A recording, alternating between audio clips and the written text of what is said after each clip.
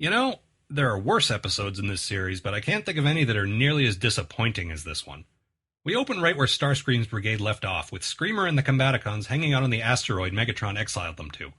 The dialogue would seem to indicate that they've been out here for some time now, but they're only just working out that at least two of them can turn into a thing that travels through space.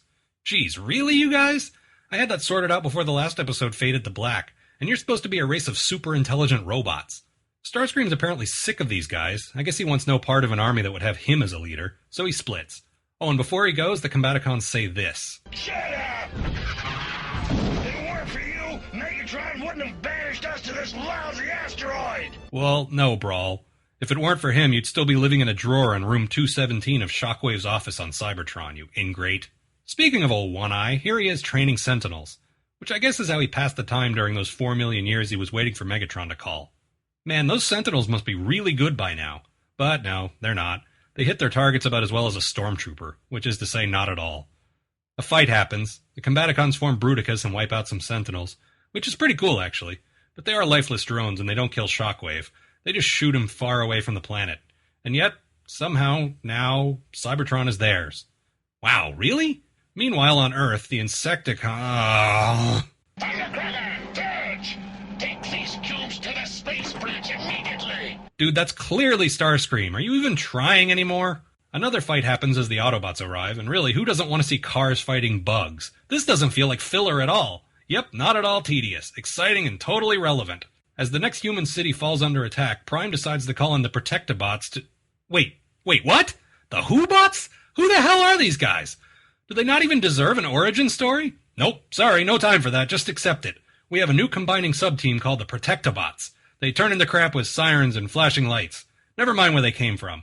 We have to cut back to headquarters, where Perceptor is offering to show Spike the stars. Man, just what I've always wanted, to see the night sky through a microscope. Spike mentions that he'd hate to see the Earth crash into the sun, for some reason, so we know that won't possibly happen in the next little while here. Meanwhile, out in space, which is apparently the size of a small parking lot, Starscream and Shockwave run into each other going opposite directions from Cybertron, so they join forces and head back. Oh, and will you look at that? The Combaticons have decided to use the space bridge to make the Earth crash into the sun. Now, normally I'd get upset because this show has done this exact plot before, but in fairness, these guys were in prison for millions of years, so how could they possibly know that? As far as they know, this is an original plot that makes total sense, because they're also idiots. Back on Earth, Autobots, Insecticons... Ugh, you know what? Send it into the sun. Just go right on ahead, please. Upon learning that the troubles are originating on Cybertron, Prime decides that he must take the space bridge there to sort it out. I've pointed this out before, but it couldn't hurt to say it again. The space bridge does not belong to him.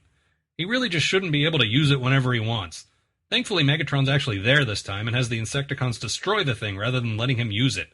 Which, okay, that's just stupid. Oh, but wait, there's so much stupider. For instance, the Combaticons are fooled by a hologram of gargoyles, which is something you see a lot of on a planet of robots. Shockwave and Starscream make their way into the space bridge control room.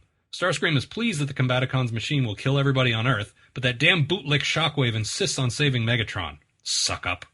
Fortunately, Starscream shoots him and returns to his Combaticons. Oh, so now they've done something halfway decent, they're yours again. Meanwhile, on Earth, the Autobots and the Seriously, filler. Nothing happens until the end of the episode, like at all. Then the Autobots and Decepticons show up on Cybertron, and Starscream reveals that Bruticus has a weakness, some kind of off switch right on his back, which is obviously how Menasor beat him in the last episode. So Megatron forgives Starscream, reprograms the Combaticons to work for him, and everything's back exactly how it was. Man, seriously, last episode showed so much promise. How could you squander all that in 22 short minutes? And how could you introduce a kick-ass new team without even telling us their names, or letting us see them combine into their big guy? This is supposed to be a toy commercial, and I have absolutely zero interest in buying some Protectobots. Larry Parr, I said this at the very beginning of the season, back when I saw your name on Changing Gears, and I'll say it again as we approach the end. You're a hack, and you made 11-year-old me cry. I hope you're proud of yourself.